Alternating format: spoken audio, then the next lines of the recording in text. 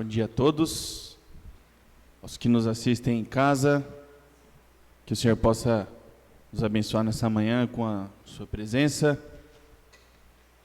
Eu quero começar essa reunião fazendo uma oração e logo em seguida nós continuaremos com as canções, amém? Curva sua cabeça, feche seus olhos. Pai, nós te agradecemos por esse dia que se inicia, Pai, na Tua presença.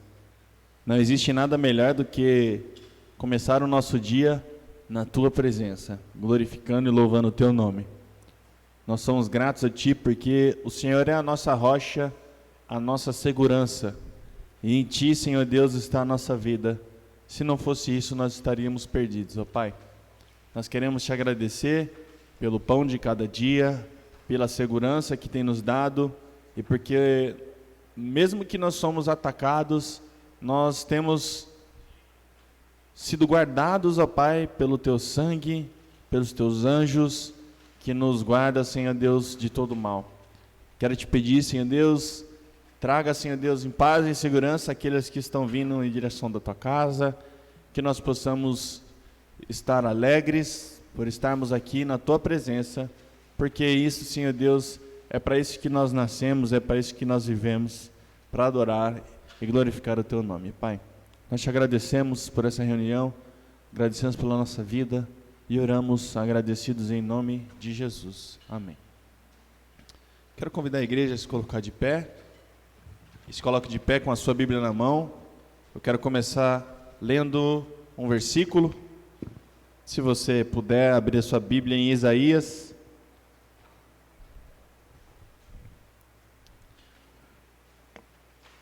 Isaías 26.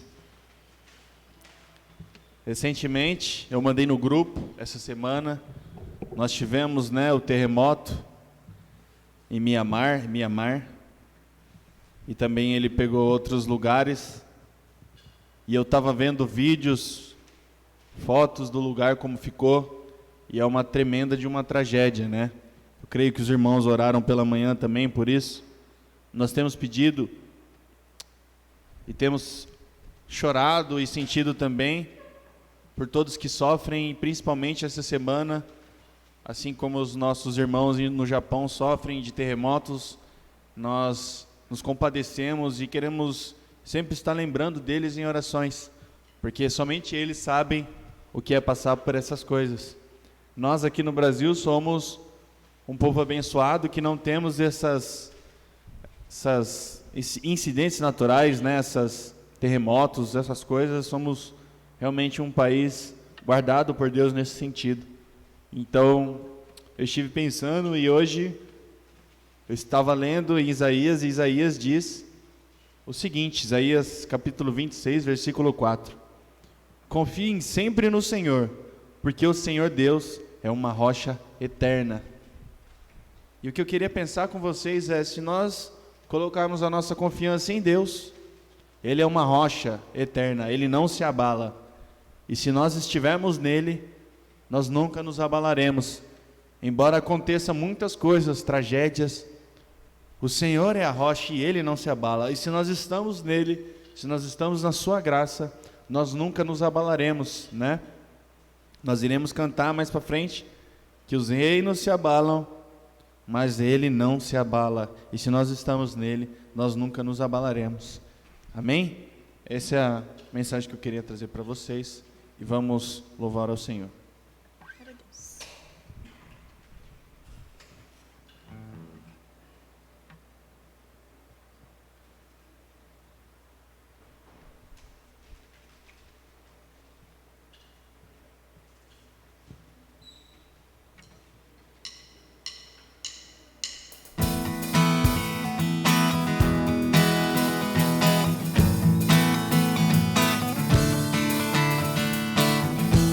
Vamos com as palmas.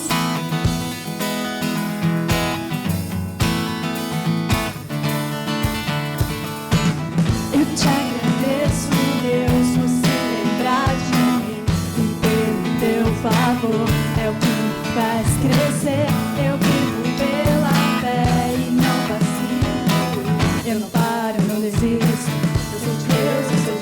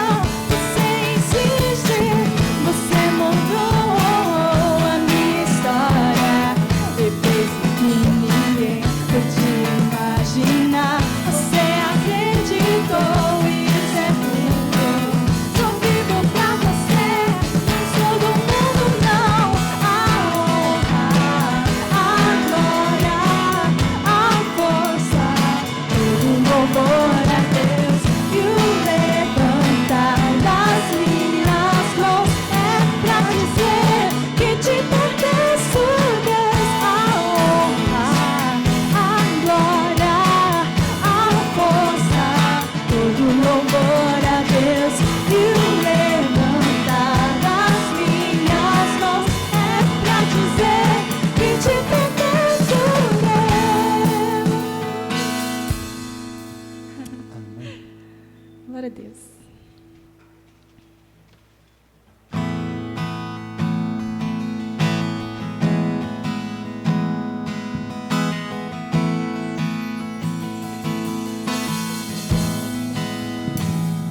Os reinos se abalam, os povos se curvam, as bocas se abrem, as mãos se levantam para dizer que tu és o rei, para dizer que tu és o Senhor. Mais uma vez, declare: os reinos se abalam, os reinos se abalam.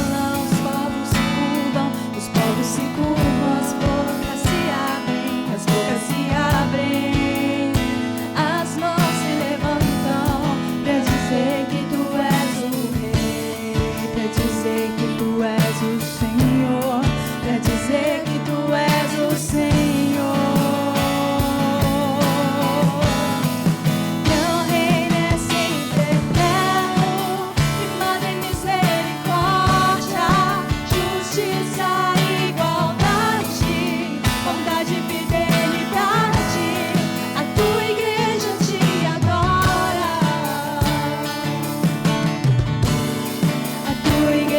Te adora, teu reino é sempre eterno, firmado em misericórdia, justiça, igualdade, bondade e fidelidade. A tua igreja te adora, a tua igreja te adora. Mais uma vez, os reinos se abalam, os reinos se abalam. Quero ouvir você cantar. Os povos se curvam, as bocas se abrem, e as mãos se levantam para dizer que tu és o rei, para dizer que tu és o Senhor, para dizer que tu és o Senhor.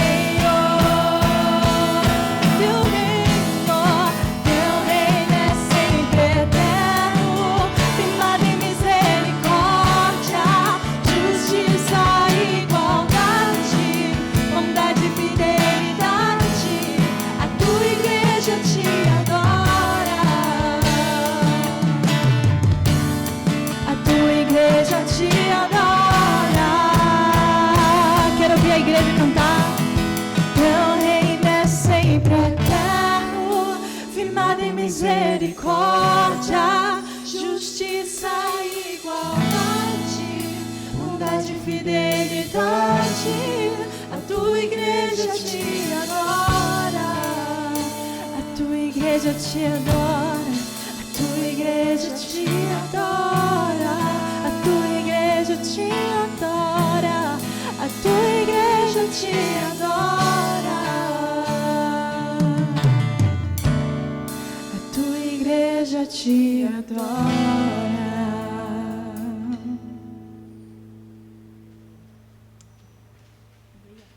Próxima canção, vamos aproveitar e trazer os dízimos e ofertas ao Senhor, amém?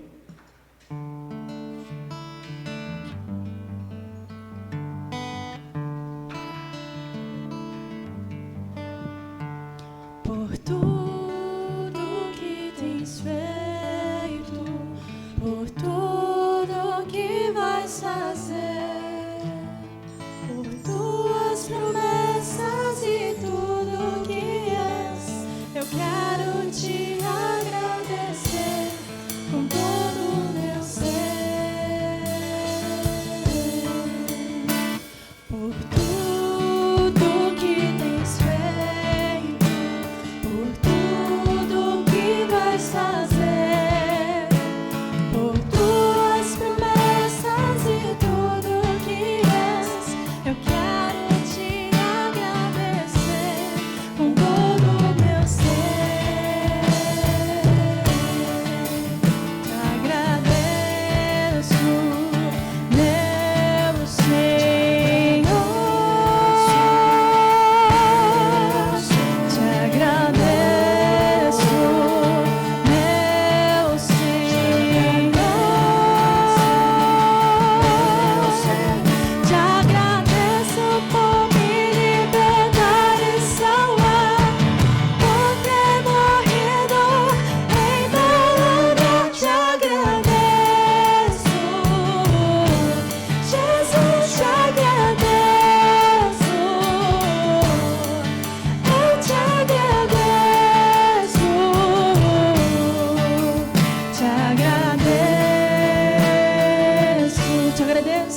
Te agradeço por me libertar e salvar, por ter morrido em meu lugar. Te agradeço, Jesus, te agradeço,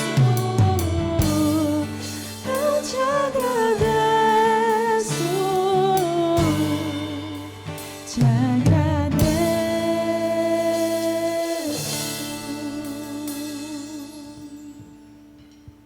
Senhor, obrigada por mais esse dia, obrigada pela semana que se passou, Senhor, obrigada por cada vida que está aqui, Senhor, também por cada um que está acompanhando o nosso culto online, Senhor, que o Senhor esteja cuidando da vida de cada um, siga nos abençoando, Senhor, que o Senhor esteja principalmente abençoando essa oferta, Senhor, que ela seja usada no Teu reino, Senhor, para a Tua obra, Senhor. Que o Senhor esteja conosco agora até o final deste louvor, Senhor, que o Senhor esteja também durante a mensagem, abrindo os nossos corações para recebermos a Tua palavra, Senhor. Que o Senhor esteja também cuidando dos irmãos que não puderam estar aqui hoje, Senhor. Que o Senhor esteja cuidando também dos nossos irmãos enfermos e que o Senhor esteja conosco sempre, Senhor. Em nome de Jesus, que eu oro e te agradeço. Amém. Amém.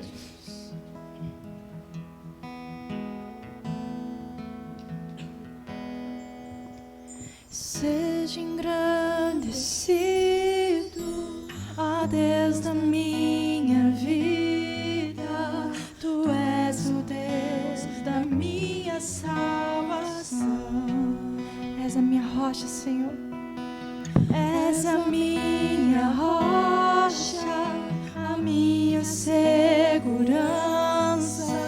Meus lábios sempre te exaltarão.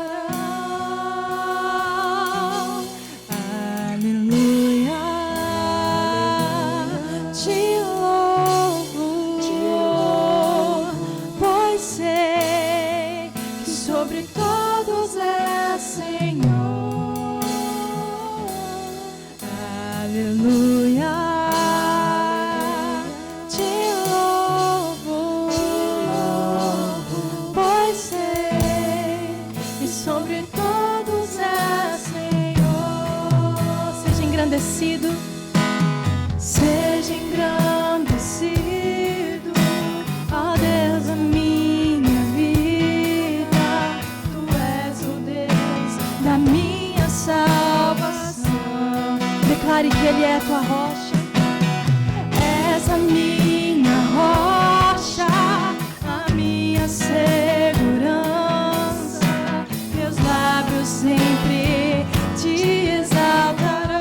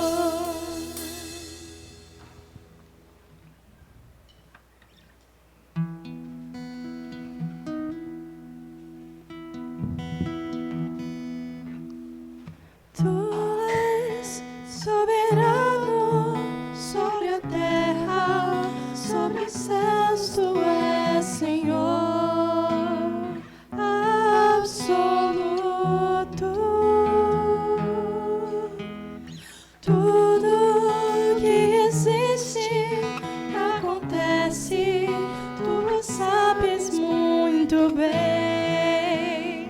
Tu és tremendo. E apesar dessa glória que tens, tu te importas comigo também. E esse amor tão grande eleva-me, amarra-me a ti. Tu és tremendo.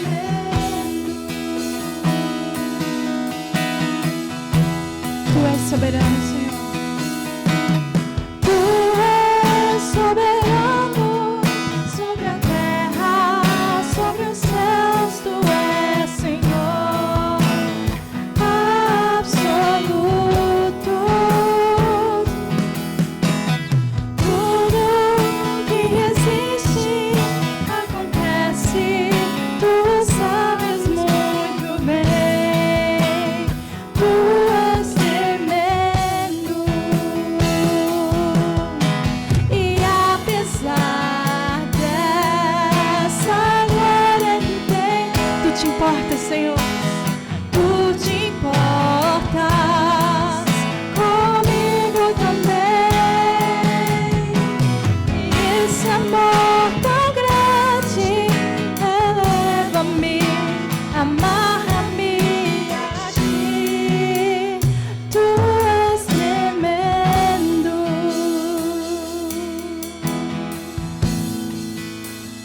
Tu és tremendo.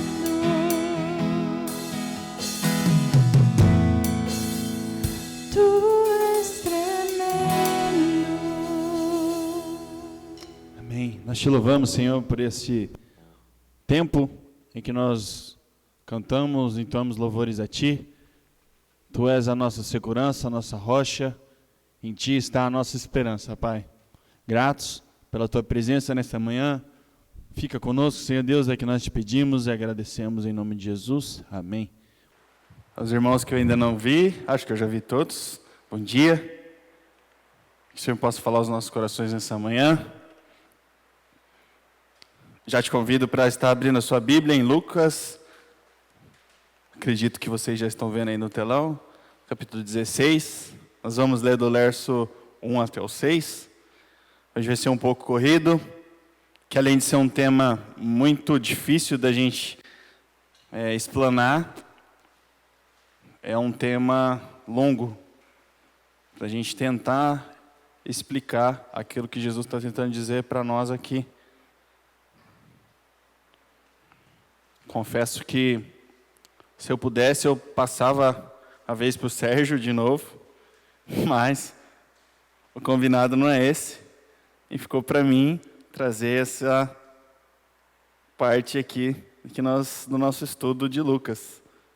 Se todos acharam, digam amém. Acho que um achou. Lucas capítulo 16, versículo do 1 ao 13, nós iremos ler, depois nós oraremos e entraremos na mensagem. A parábola que nós vamos ler é a parábola do administrador infiel. E o texto, ele diz assim, Lucas capítulo 16, versículo 1 ao 13. Jesus disse também aos seus discípulos, certo homem rico tinha um administrador. Uma dita, ele recebeu uma denúncia de que esse administrador estava desperdiçando os bens dele. Eu estou lendo na nova versão Almeida atualizada. Versículo 2. Então, chamando-lhe, disse, que é isso que eu ouço a seu respeito? Preste conta da sua administração, porque você não pode mais ser mais o meu administrador. O administrador, então, se pôs a pensar, que farei? Agora eu estou sendo demitido pelo meu patrão? Trabalhar na terra não posso. De mendigar tenho vergonha. Já sei o que eu vou fazer, para que quando for demitido as pessoas me recebam em suas casas. Tendo chamado cada um dos devedores do seu patrão, perguntou ao primeiro, quanto que você deve ao meu patrão? Ele respondeu, 100 barris de azeite. Então o administrador disse, pegue a sua conta, sente-se depressa, escreva 50. Depois perguntou ao outro: e você, quanto deve? Ele respondeu: 100 sacos de trigo. O administrador lhe disse: pegue a sua conta, escreva 80. E o patrão elogiou o administrador infiel por sua esperteza, porque os filhos do mundo são mais espertos na sua própria geração do que os filhos da luz. E eu recomendo a vocês, usem as riquezas para fazer amigos. Deixa eu ler de novo que eu esqueci uma parte. E eu recomendo a vocês, usem a riqueza injusta para fazer amigos, para que quando a riqueza faltar, vocês sejam recebidos nos tabernáculos eternos. E nós iremos ver por que as riquezas injustas. Quem é fiel no pouco, também é fiel no muito. E quem é injusto no pouco, também é injusto no muito. Portanto, se vocês não forem fiéis na aplicação da riqueza injusta, quem lhes confiará a verdadeira riqueza? Se vocês não são fiéis na aplicação do que é dos outros, quem lhes dará o que é de vocês? Nenhum servo pode servir a 2 senhores, porque irá odiar um e amará o outro, irá se dedicar a um e desprezará o outro. Vocês não podem servir a Deus e a riqueza. Até aqui. Pai, nós te pedimos, ministra, fala aos nossos corações e nos ensina a tua palavra. Que o teu Espírito Santo possa nos revelar aquilo que o Senhor tem para nos dizer nessa manhã, assim como o Senhor tem ministrado os nossos corações todos os domingos, ó Pai, todas as semanas. Continua, Pai, ministrando a tua igreja que anseia por ti, Pai. Nós somos gratos porque até aqui o Senhor tem guardado a nossa vida, tem nos dado, Senhor Deus, a oportunidade de ouvir a tua palavra e colocá-la em prática.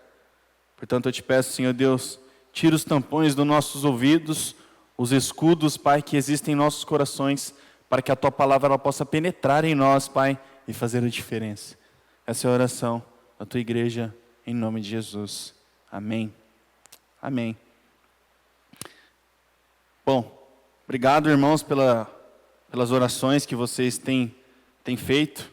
Elas são muito importantes e sempre acreditem, isso não é da boca para fora, sempre aquele que traz a mensagem, aquele que prega, ele tem sido constantemente, não somente eu, mas todos que trazem a palavra, você que leva a palavra na rua, na sua casa, constantemente você é atacado pelo inimigo, e isso para tentar tirar a gente do foco. Mas Deus, ele tem nos guardado, e a sua graça nos basta. Amém? Eu escolhi para a mensagem de hoje, texto áureo como texto áureo, o versículo de número 9, que diz assim: eu recomendo a vocês, usem a riqueza injusta para fazer amigos, para que quando a riqueza faltar, vocês sejam recebidos nos tabernáculos eternos. E se eu fosse dar um título para essa mensagem, eu daria o título de: que tipo de administrador sou eu? Que tipo de administrador nós somos? Então, mais uma vez, o texto ele não é um texto fácil de interpretação, não é um texto fácil e não é comumente pregado. E se fosse da nossa escolha, eu acho que eu pularia para o versículo 17 direto, para o capítulo 17.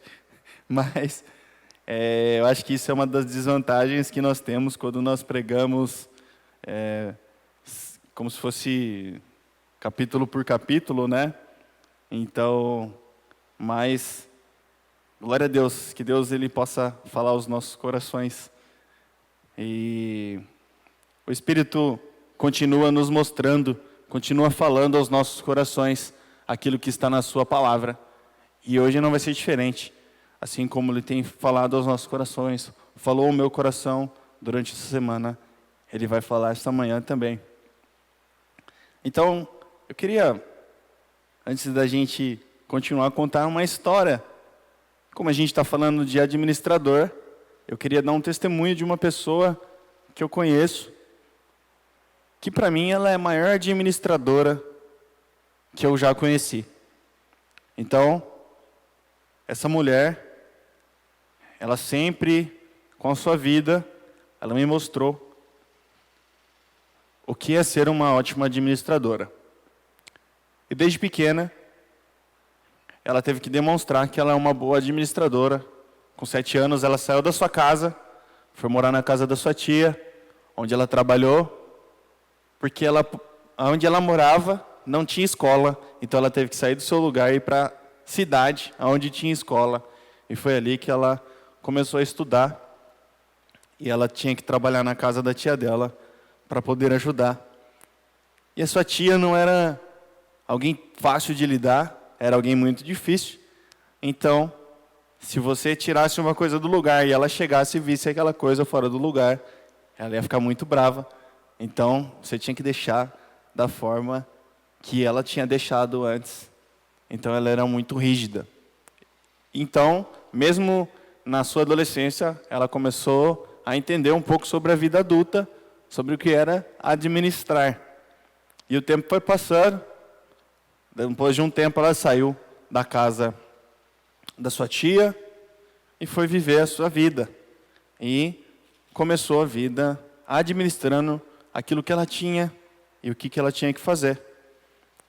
Então, ela teve que amadurar cedo, né? Então, agora já experiente, casada, mãe de 4 filhos, experimentada na dor, forte e corajosa, ela nunca deixou ser levada pela preguiça ou alguma coisa do tipo.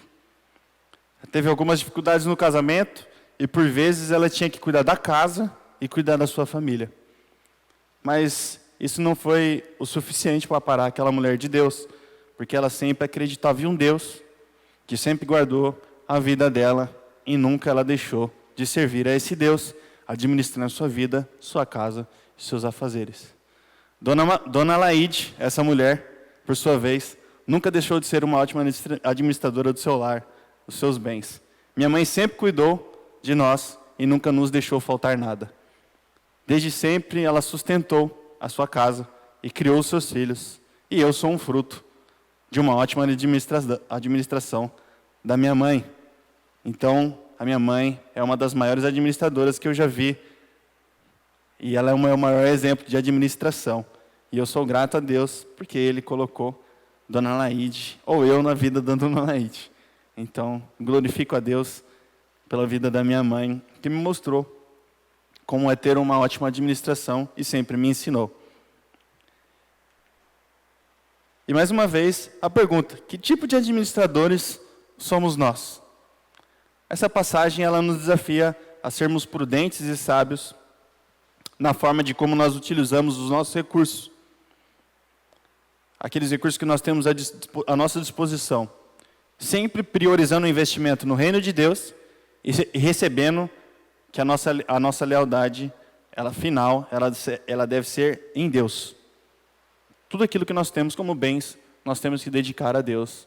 Seja o que for, tem que ser usado para Deus. E não a nós, ou a nosso bem-estar, mas sempre voltado a Deus.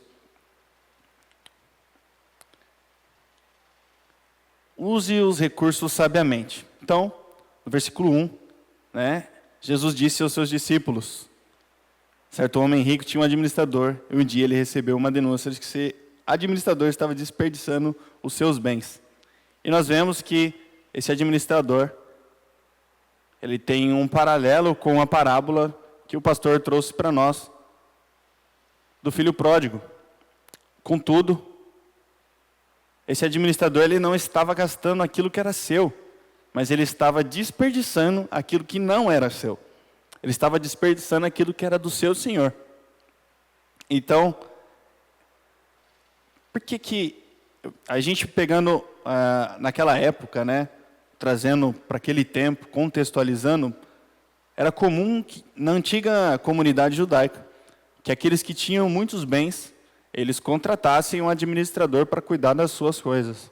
Por isso, nós temos esse administrador mostrado por Jesus, Então, pessoas que tinham bastantes bens, elas tinham o costume de ter administradores para administrar os seus bens. E os estudiosos dizem que muitas vezes eram pessoas muito próximas, Então, podia ser alguém da família, podia ser um parente e podia até ser o conhecido de algum conhecido, né?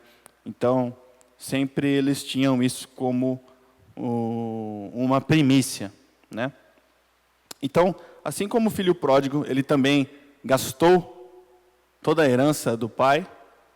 Ele pediu para o pai aquela herança, mas a herança era do pai.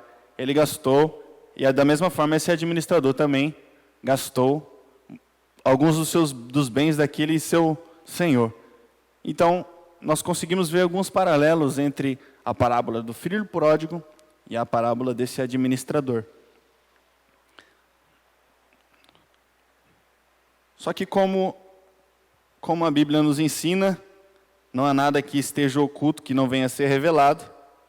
Seu patrão ficou sabendo daquilo que ele estava fazendo. Então, o patrão chamou ele e perguntou: o que é isso que eu estou ouvindo a seu respeito? Prestes contas da sua administração, porque você não pode ser mais o meu administrador. E aquele administrador foi pegado com a mão na massa. Alguém chegou e falou para aquele patrão, para aquele senhor, que ele estava sendo usurpado, vamos dizer assim. E aquele administrador estava gastando os seus bens. E o patrão demitiu aquele administrador, né? É isso que Jesus está querendo dizer, que ele foi demitido.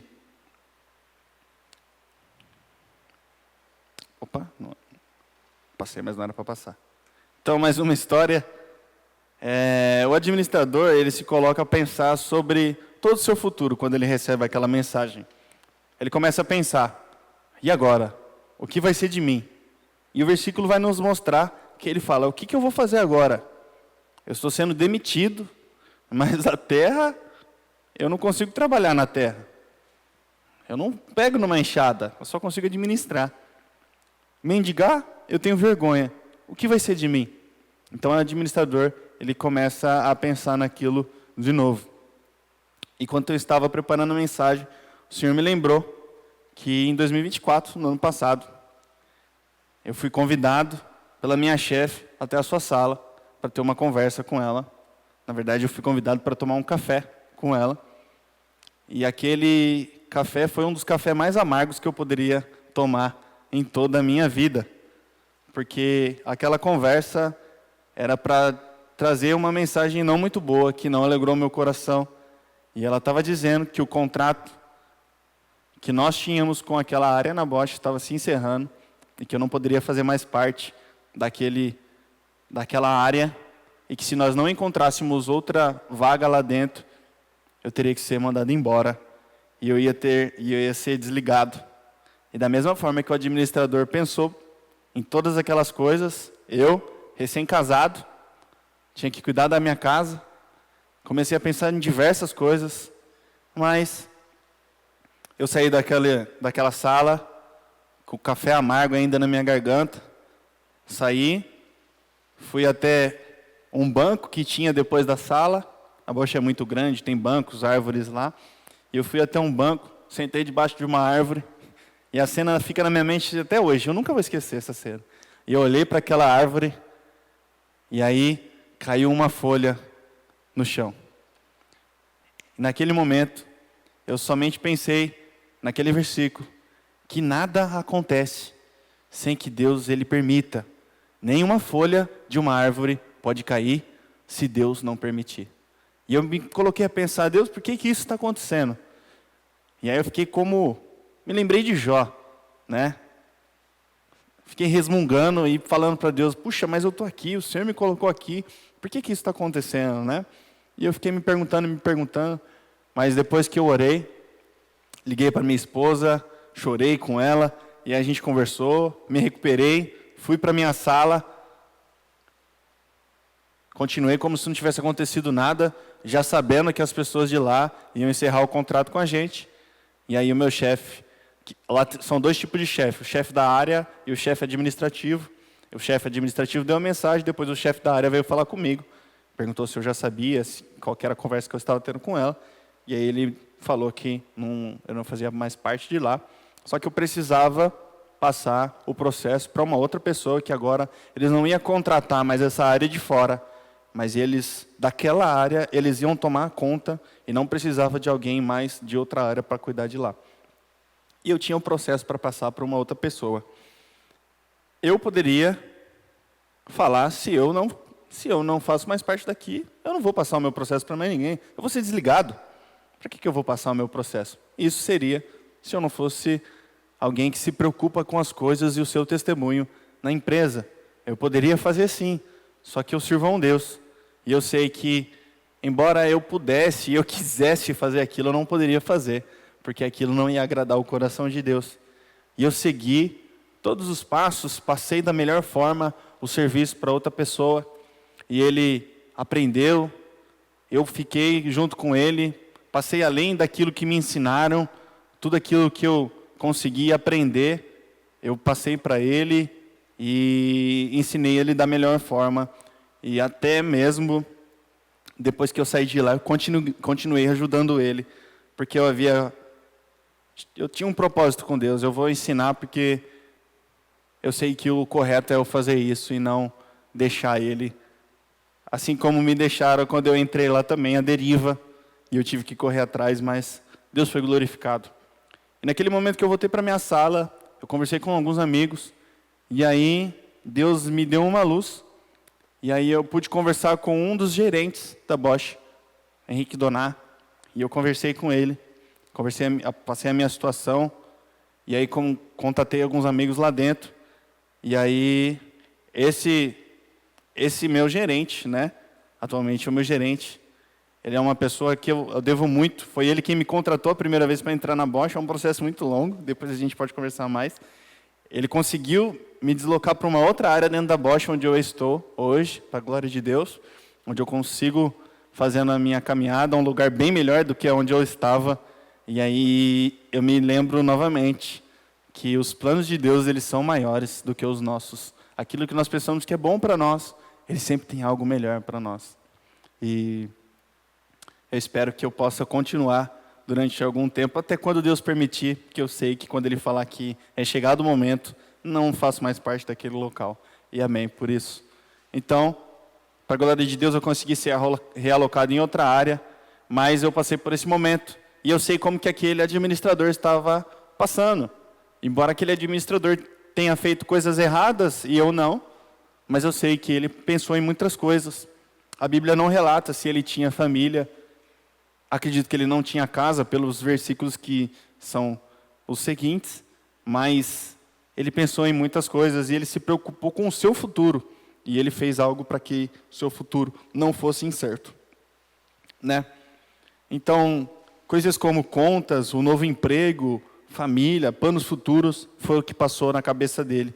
E somente quem passou por isso sabe como é a preocupação que é. E aquele administrador teve uma ideia. Eu já sei o que eu vou fazer quando eu for demitido, para que as pessoas elas possam me receber em suas casas.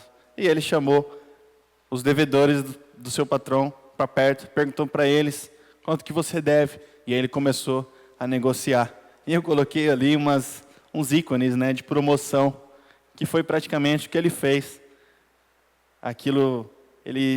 A ideia foi que ele tinha que reduzir, talvez, alguns juros abusivos que o patrão colocava sobre as dívidas daquelas pessoas, né? Então, ele chama todos aqueles devedores, e aí, só que na palavra diz, e ele só menciona 2 dos devedores. Possa ser que tenham mais devedores, mas a ideia é passar tudo que foi feito com aqueles devedores. Por isso que ele não menciona mais do que 2. Então, aquilo que foi feito ali, menciona apenas aqueles 2. Uma prática comum atualmente, nos dias de hoje, para a gente entender, uma prática comum entre os bancos atualmente é os juros. E muitas vezes os juros abusivos. E isso muda de banco para banco, fazendo com que nós tenhamos medo da nossa fatura, do nosso cartão, caso a gente não tenha cuidado de pagar a fatura no dia do vencimento. Aquilo pode se tornar uma bola de neve e aquela fatura pode nos assustar de certa forma. Contudo, no Antigo Testamento, entre os judeus, a prática de juros ela era proibida perante a lei. E como solução, a prática comercial judaica era aumentar excessivamente os preços no caso de pagamento a longo prazo.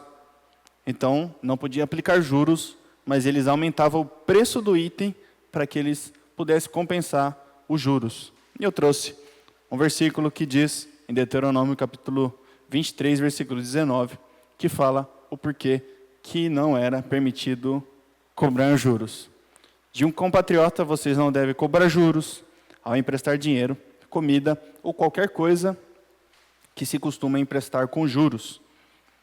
Por isso que eles não cobravam juros. Então, muitos estudiosos eles defendem a tese de que o administrador ele procurou os devedores do seu patrão renegociando as dívidas. Por isso é a ideia da promoção ali no slide, com base nos valores mais justos, retirando aqueles juros, né? Então, como por exemplo, o reajuste no valor do azeite e do trigo, como mencionado no texto. E a gente sabe, hoje, se a gente for comprar meio litro de azeite no mercado, a gente sabe o valor que é meio litro de azeite. Então, não sei, talvez seja uma estratégia normal, mas Jesus ele usa um dos principais itens daquela época, que é o azeite e o trigo, né?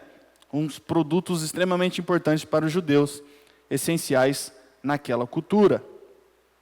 Então, dessa forma, aquele administrador, ele conseguiu receber um alto volume de recurso financeiro, agradando e conquistando, assim, o bom favor daqueles devedores e também do seu patrão.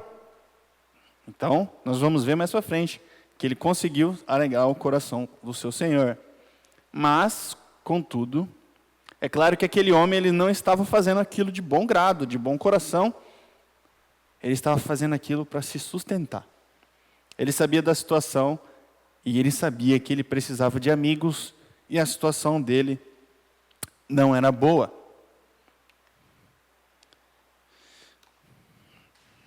E aí um subtítulo que eu coloquei é Visão para o Futuro Eterno, que é sobre isso que Jesus está tratando no versículo 8. E o patrão elogiou o administrador infiel por sua esperteza, porque os filhos do mundo são mais espertos na sua própria geração do que os filhos da luz. E se nós pararmos para pensar nesse versículo, como assim Jesus elogia aquele administrador infiel pela sua esperteza naquilo que ele fez? O versículo deixa bem claro. E o patrão elogiou o administrador infiel pela sua esperteza. Nossa, mas será que ele está sendo elogiado porque ele era infiel? E isso é uma das coisas que mais se perguntam, né? De outras religiões, eles pegam esse versículo como chave. Mas como assim Jesus, né? Ele fala na parábola que o patrão elogiou aquele administrador infiel. Como assim? E aí muitos estudiosos têm várias opiniões com relação a isso, né?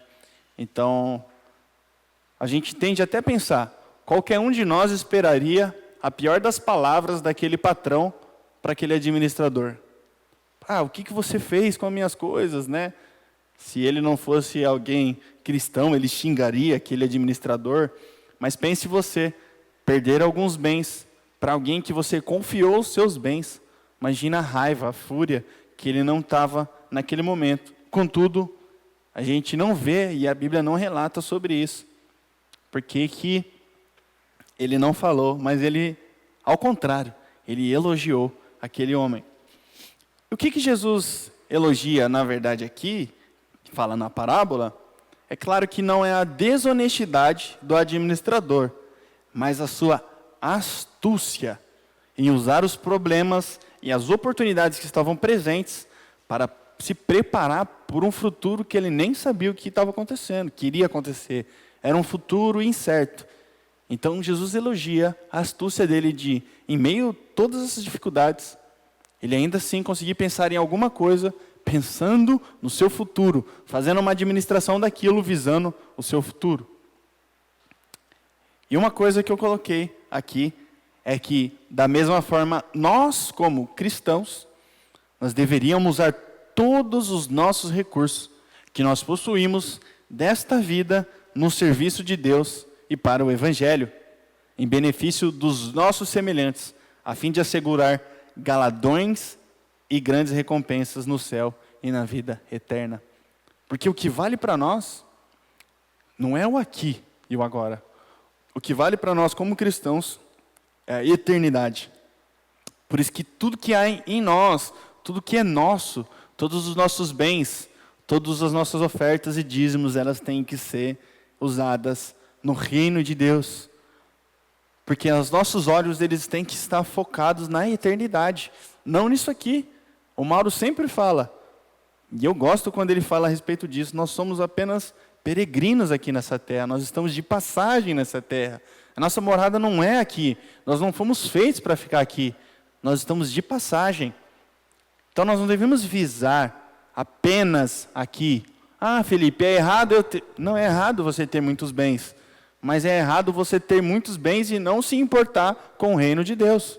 Porque os bens, eles não podem tomar a nossa vida, eles não podem dominar a nossa vida. Amém? Nós temos que olhar sempre para a vida eterna. O nosso foco é a eternidade. E se nós usarmos os nossos bens para ganhar vidas, ganhar pessoas ao nosso redor, é isso que o texto trouxe para nós. A gente pode ver, né, que ele fez isso visando no futuro, fazendo amigos. Por que nós, como cristãos, não fazemos da mesma forma? É isso que a parábola está nos dizendo. E falando sobre o futuro, eu pesquisei, uma pesquisa rápida, sobre qual que é a visão do brasileiro com relação ao futuro. Qual que é a visão do brasileiro com relação à aposentadoria? Diferente do japonês. O brasileiro, ele pensa muito diferente do japonês. O japonês, ele tem toda uma vida preparada para o futuro. Só que eu fiz uma pesquisa e uma reportagem de 2014 no site da Ambima diz assim: apenas 2 em cada 10 pessoas se preparam financeiramente para a aposentadoria. É isso que revela a pesquisa da Ambima. Nós estamos em 7, 8, 9, 10. Certinho. De nós 10, apenas 2 se preparam para a aposentadoria. Isso em 2024. Mas o brasileiro não visa o futuro. O cristão deve visar o futuro. A nossa cultura, até então, não foi nos ensinado, o brasileiro, como pensar no seu futuro. Na escola a gente não pensa sobre o futuro. Nós não falamos sobre investimento. Nós não falamos sobre aposentadoria. Não nos é ensinado sobre nada a respeito do futuro. Só pensa no presente. Retrato da nossa juventude hoje em dia é isso que está acontecendo.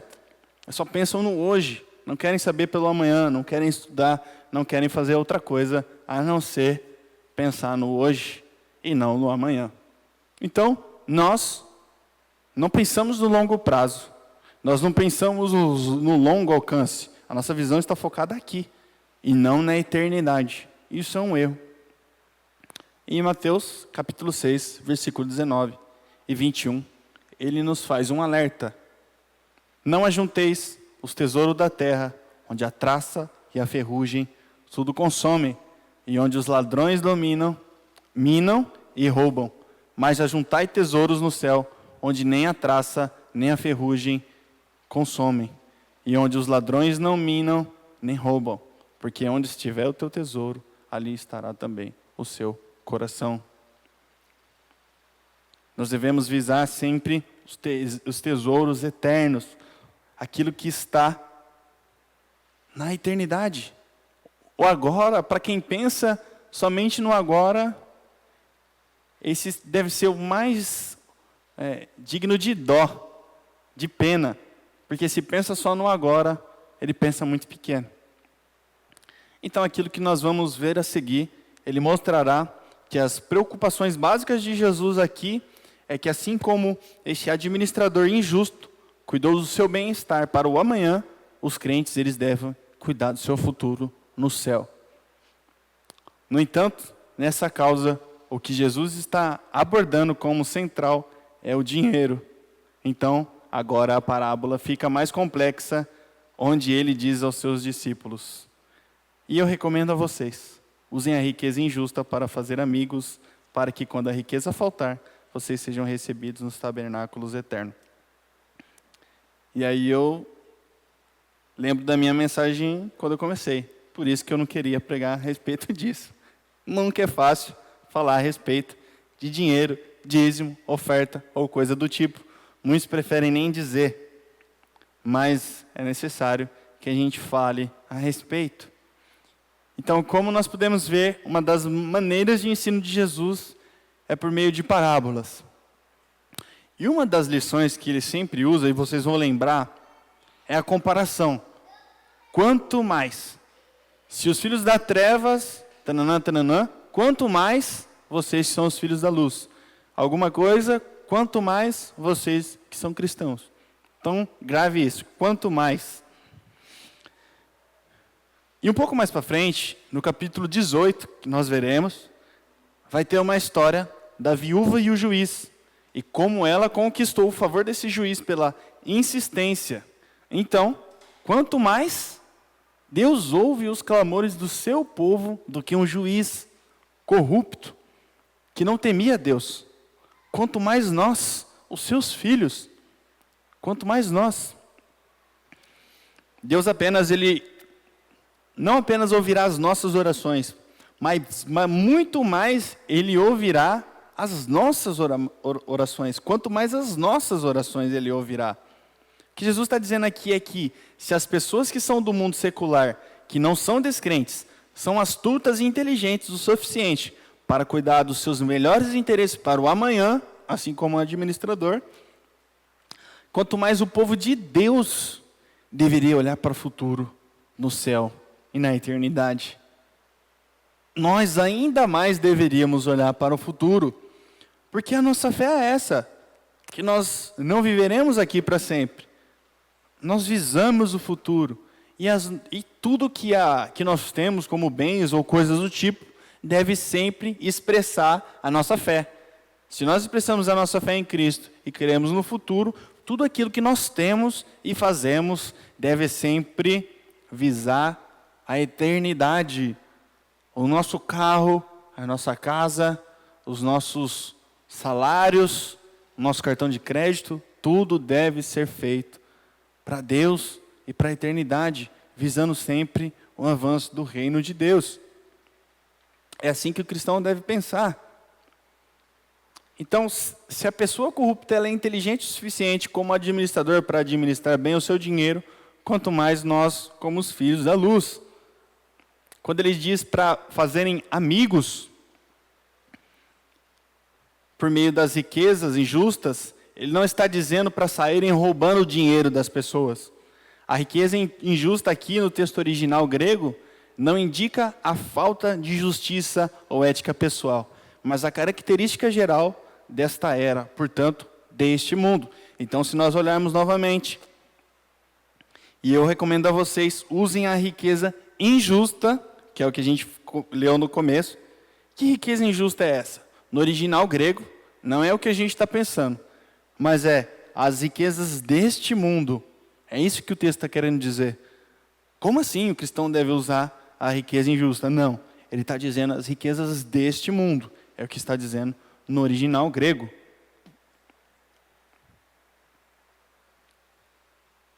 E eu esqueci de pular para esse slide.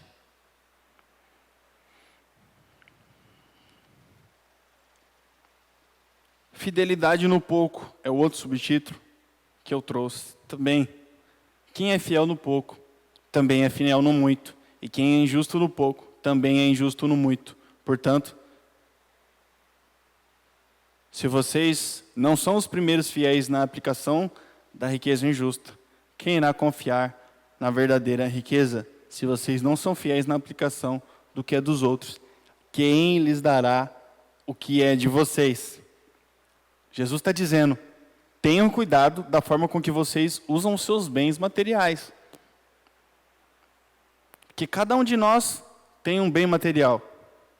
E cada um de nós é o administrador do seu bem material. Tudo que eu tenho, tudo que você tem, tudo que nós temos como igreja, este templo, aquela cozinha, essa sala, a casa pastoral, tudo é dele e é ele quem faz. E é tudo para a honra e glória do nome dele.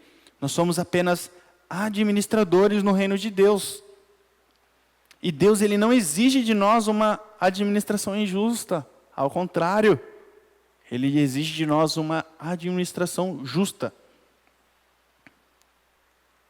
O povo de Deus, ele tem que estar disponível, motivado para usar todos os recursos que o Senhor ele concedeu em nossas mãos. Porque foi Ele quem colocou em nossas mãos. Somente Ele pode ter o direito de usar como Ele quer. E isso aqui é muito lindo. Na gloriosa tarefa de ajudar o nosso próximo, fazer discípulos de Cristo, por meio da amizade sincera, a obra de amor ao próximo deve ser realizada com fidelidade, quer seja com poucos ou com muitos recursos. Não importa se você tem muito ou pouco. Se você usa para Deus, é o que importa. Esses amigos discípulos de Cristo, eles estarão no céu e serão eternamente gratos pelas nossas atitudes de amor cristão. Dessa forma, as riquezas acumuladas nesse mundo podem ser investidas para conquistar benefícios eternos. Então imagine você, agora nesse momento, algum amigo seu, algum parente seu que ainda não é convertido. E imagine você chegando no céu e esse seu amigo convertido está lá no céu. E quando vocês se encontrarem, ele fala: puxa vida, obrigado que você utilizou dos seus bens e hoje eu posso estar aqui porque você fez uma ótima administração daquilo que Deus concedeu a você. E glória a Deus porque hoje nós estamos aqui. Imagine a nossa felicidade de nós enxergarmos esse amigo no céu, na eternidade, onde nós podemos nos alegrar juntos.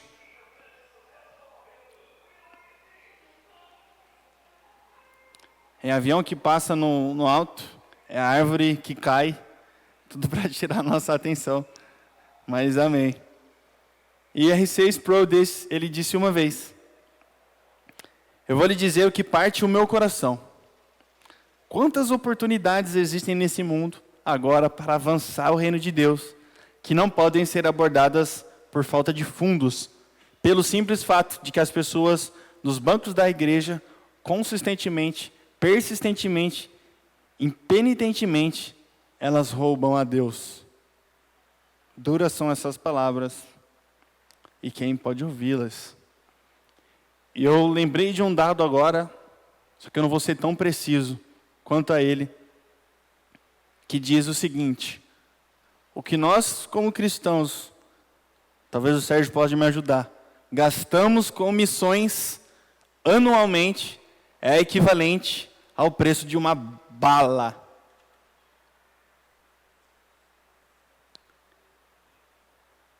Depois desse dado, a gente deveria dobrar os nossos joelhos agora e pedir perdão para Deus, porque nós gastamos equivalentes a uma bala durante todo o nosso ano em missões.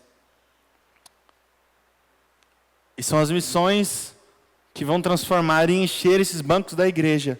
É o evangelismo, é a pregação da palavra que vão encher esses bancos da igreja de pessoas convertidas ao Senhor.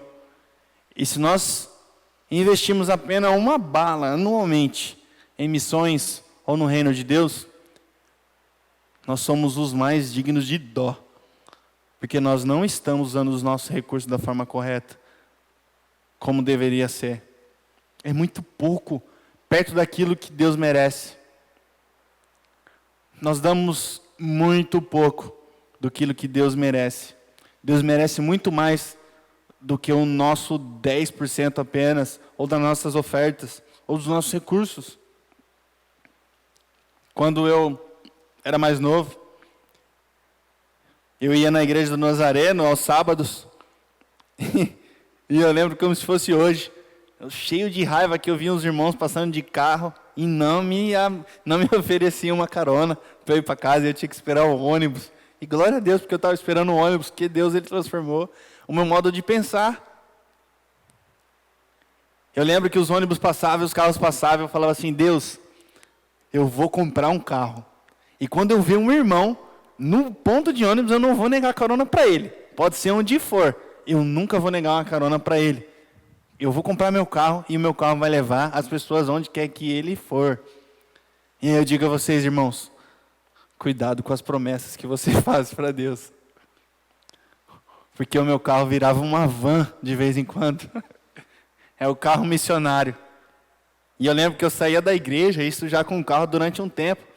E eu tinha um amigo chamado Carlão. Isso agora eu ia na Vide, uma outra igreja. E isso era umas 11 horas da noite, o culto terminou, benção. E a galera, pô, vamos sair comer um hot dog? Vamos comer alguma coisa? Vamos. Aí o Carlão chegava em mim, ô irmão Felipe, você não me leva na minha casa? Cara, hoje eu estou de ônibus e eu acho que não vai dar tempo de eu chegar em casa e tudo mais. E aí eu pensava assim, comer hot dog ou dar carona? E aí Deus me lembrava da promessa que eu havia feito. Você lembra que você ofertou o seu carro para mim? E eu falava assim para o Carlão, vamos embora. Eu lembro que ele morava lá no aeroporto acho que é dos Amarais. Totalmente contrário de onde a galera ia. E eu lembro que eu ia para lá, levava ele e ia embora. Né? Durante muito tempo, eu sempre levei as pessoas para os lugares porque eu combinei com Deus que eu ia ofertar o meu carro para aqueles que iam pedir carona. E uma vez minha irmã jogou na minha cara, porque eu falei que eu dei carona para ela, e era uma conversa assim, ela falou assim, ué, você esqueceu a promessa que você fez para Deus? Que você nunca ia negar uma carona? Eu falei assim, eu fiquei quieto, eu não posso falar nada, né? Mas é isso que nós devemos sempre estar em mente. Os nossos bens, eles têm servido a Deus? Tudo que nós temos está sendo do serviço para Deus? A gente tem que pensar naquilo que nós fazemos. E quando nós falamos a respeito dos nossos bens, são palavras muito duras. E o que esse texto nos ensina é que se nós somos dizimistas, se você é 10% a mais, se você der 10% a mais do seu dinheiro para a obra do reino de Deus, seja aqui na Imelcamp, seja em outro ministério, seja para um missionário, eu tenho uma notícia muito importante para você. Isso não te leva ao reino de Deus. Isso não te salva. Ninguém jamais comprou a sua entrada no reino de Deus. Tiveram muitas tentativas, mas não puderam comprar a entrada no reino de Deus. E isso só é pregado na concorrência. Aqui não. Isso não vai te levar ao reino de Deus. Você pode dar todo o seu dinheiro para a igreja, mas isso não vai te levar para o céu. Entenda, não é sobre dar, porque é uma lei, mas é realmente ofertar, sabendo que é dele. Eu não estou convidando você para dar todo o seu dinheiro aqui, porque você não precisa fazer isso, mas os seus bens, eles têm que glorificar a Deus. Os seus bens têm que ser de Deus. E se um dia Deus pedir para você o seu maior bem, você tem que estar disposto a dar para Ele. Eu não estou te convidando para enriquecer essa igreja, não. Você não deve fazer isso. Mas quando Deus pediu a Abraão, o seu filho, o seu maior bem, Ele falou aqui, Deus, Ele é seu, Ele não é meu. Nós temos que ter o coração disposto a oferecer os nossos bens a Deus. E o que eu quero dizer é que há pessoas que dizem serem crentes, cristãos, e eles não estão no reino de Deus. Eles não estão na graça de Deus. Você pode ser um dizimista e não ser salvo. Você pode ser salvo e não ser dizimista. Nem todo mundo que não é dizimista é descrente. O ladrão na cruz, ele não deu dízimo e ele entrou no reino. Mas que coisa difícil de falar, que coisa difícil de escutar. O texto está dizendo para nós. De forma diferente nós temos que olhar isso. Os bens não podem ter na nossa vida. Se você está tentando testar a sua condição espiritual e se perguntando se você realmente está na graça de Deus, Não olhe para a sua frequência de idas à igreja. Não olhe isso. A sua frequência de vir aqui em Melcamp não vai te mostrar se você é crente, cristão ou não. De certa forma, a forma que você deve olhar é no que eu estou colocando os meus esforços diários, no que eu estou colocando, onde estou colocando os meus bens. Isso sim vai te dizer e vai te mostrar o seu nível espiritual ou a sua condição espiritual daquilo que você está gastando no reino de Deus. Dessa forma você irá perceber quanto você está comprometido com o reino de Deus. Isso sim vai te dizer. Eu quero dizer a vocês também que para Jesus o dízimo não é algo assim, uau, não. A gente dá dízimo porque a gente entendeu. A gente sabe por que a igreja precisa dos dízimos. Nós temos que nos sustentar, nós temos os gastos e todas as outras coisas. Mas vocês lembram o que Jesus falou para os fariseus? Ai de vocês, mestres da lei e fariseus, hipócritas, porque vocês dão o dízimo da hortelã e do endro e do cominho, mas vocês têm negligenciado os preceitos mais importantes da lei, a justiça, a misericórdia e a fidelidade. Aquilo que é mais importante, vocês estão esquecendo. Vocês se vestem uma roupa da santidade, mas aquilo que é mais importante, vocês estão esquecendo. Ai de vocês. Ai de vocês. E a minha oração é que essa igreja, elas não escute o ai de vocês.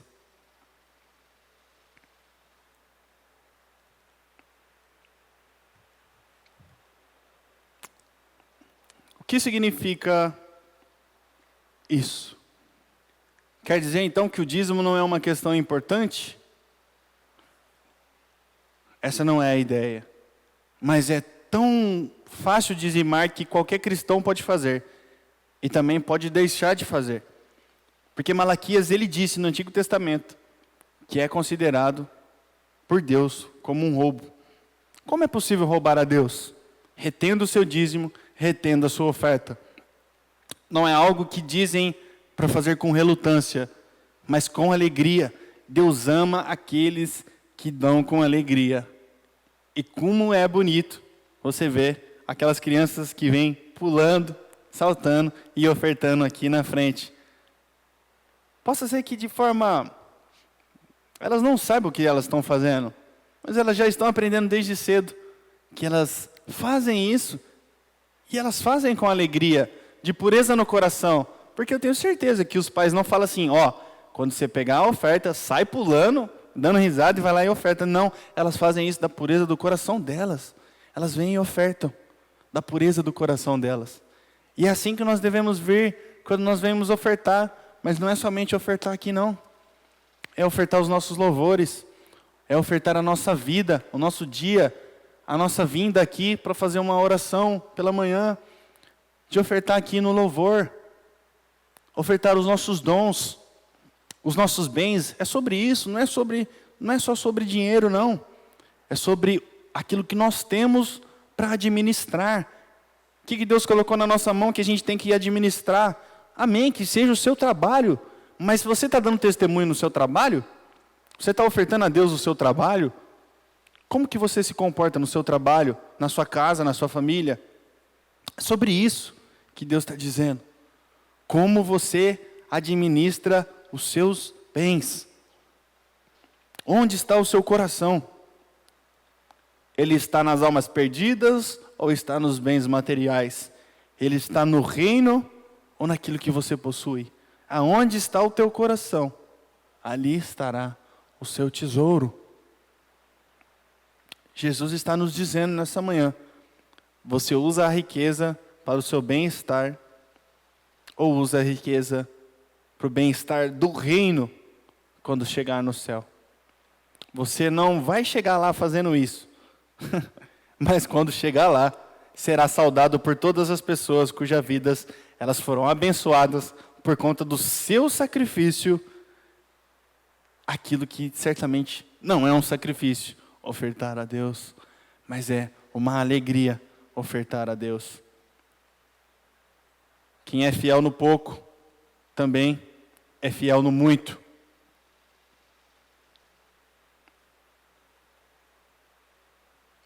E quem é injusto no pouco, também é injusto no muito. A lealdade e a fidelidade não são determinadas pelo montante confiado pelo caráter da pessoa que faz o uso dele. Portanto, se vocês não são os primeiros fiéis na aplicação da riqueza injusta, quem irá confiar a verdadeira riqueza? Se vocês não são fiéis na aplicação do que é dos outros, quem lhe dará o que é de vocês? É uma pergunta retórica, mas é óbvio que Deus não vai nos dar. É óbvio que não será Ele que irá nos dar, porque nós não temos o cuidado com as coisas que não são nossas. Mas se você for fiel com a forma com que lida com seus bens materiais em termos do reino de Deus, se tudo isso vem primeiro e você dá a Deus o que resta, como você pode esperar que Ele abençoe a sua vida? Uma vez na Escritura, Deus diz ao teu povo: testa-me, põe a minha prova e me prove para ver se eu não abro os céus.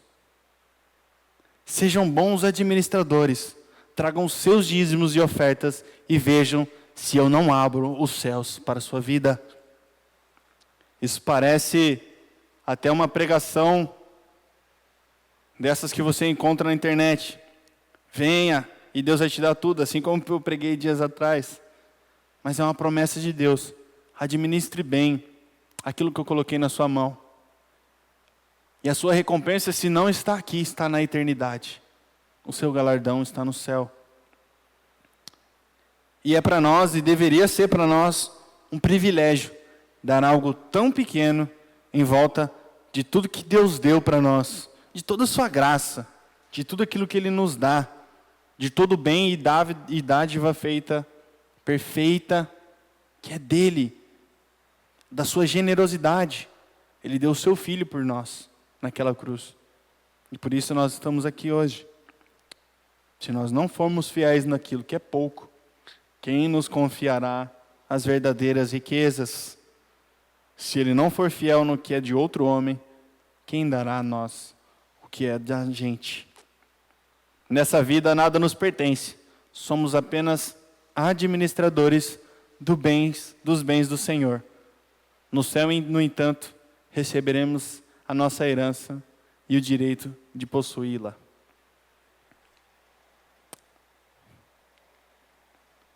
Já está acabando. Outro subtítulo: ninguém pode servir a dois senhores. E eu queria trazer uma ilustração bem rápida. Imagine você, José, do Egito, sendo vendido para dois tipos de senhores. A hora que foi leiloar José, algum deu, eu não me recordo qual era a moeda da época, mas vamos falar denário. Algum deu 80 denários por José, e outra pessoa também deu 80 denários por José. E o leilão está acontecendo. Alguém dá mais, e alguém dá 100, e esse cara também dá 100.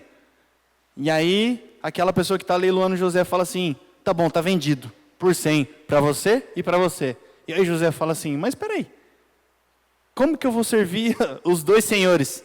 E se eles discordarem? E é essa a mensagem. Nós não podemos servir a dois senhores. Se nós servirmos um, nós não vamos conseguir servir o outro. Nós temos que servir apenas a um, ao nosso Deus. Você não pode servir os seus bens materiais, e servir a Deus ao mesmo tempo. Se os seus bens são o seu mestre, Cristo não pode ser o seu mestre. Você quer ter Jesus como o seu Senhor, mas você o rouba. E não pode ser dessa forma. Pois ou ele odiará um e amará o outro, ou será leal a um, ou desprezará o outro. Só podemos servir um Senhor. E para finalizar, eu tinha um entendimento diferente sobre o dízimo durante toda a minha vida, todo o meu percurso e a minha vida cristã. E tudo se baseava apenas nos 10% mencionado Só que hoje eu entendo que se eu desse 100%, seria muito pouco do que Deus merece. É muito pouco daquilo que Ele merece. O nosso 100% é pouco do que Deus merece. Ele merece muito mais. Ele merece todos os nossos bens, tudo aquilo que nós temos, tudo aquilo que nós somos. E a pergunta que eu queria deixar é: que tipo de administrador eu sou? O justo ou o injusto? Que nós possamos pensar sobre a nossa administração daquilo que nós temos feito. E perguntar para Deus: Deus, nós temos sido justos ou nós temos sido injustos? Eu separei algumas coisas aqui, só para algumas características de um bom administrador, e aí vocês podem até fazer um paralelo, né, daquilo que é um bom administrador. Um bom administrador, ele conhece a vontade de Deus, ele faz o que Deus deseja, faz o que é sensato na ausência do Senhor e usa os seus bens para servir a Deus. Um bom administrador, ele sabe o que Deus quer. Seja onde for, onde quer que ele esteja. A distância não muda o caráter. Você sempre vai ser um bom administrador se você sabe que Deus, Ele quer de você. E uma sugestão prática para os nossos dias é: seja bênção para alguém nos próximos dias. Pense em algum recurso seu que possa ser direcionado para o avanço do reino de Deus. E por último, pense em uma ação prática que você vai cuidar melhor da sua família, dos seus parentes. Deste modo você possa gerar amigos eternos. O convite é que nós possamos pensar em alguma coisa, alguma prática que vai fazer com que o nome de Deus seja glorificado e nós possamos alcançar as pessoas ao nosso redor. Porque Deus, Ele é digno de tudo aquilo que é nosso, dos nossos bens, da nossa vida e daquilo que nós podemos dar a Ele. Amém? Curva sua cabeça, feche seus olhos.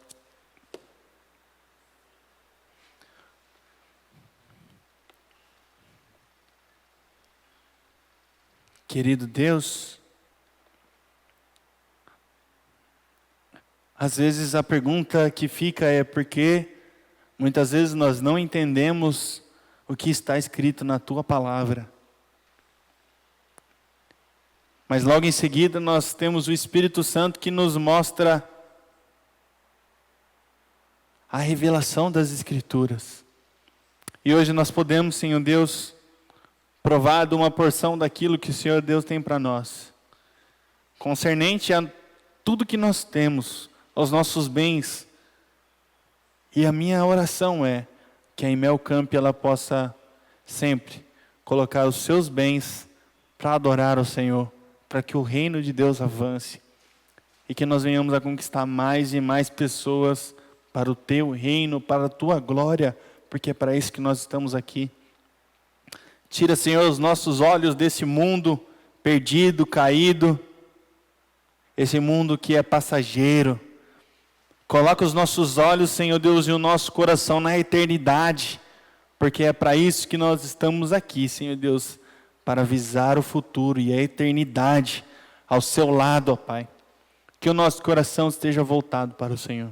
Os nossos olhos e tudo que nós fazemos, as nossas mãos, os nossos dons, Ele glorifique ao Senhor em primeiro lugar, ó Pai. Tira de nós, Senhor Deus, a avareza.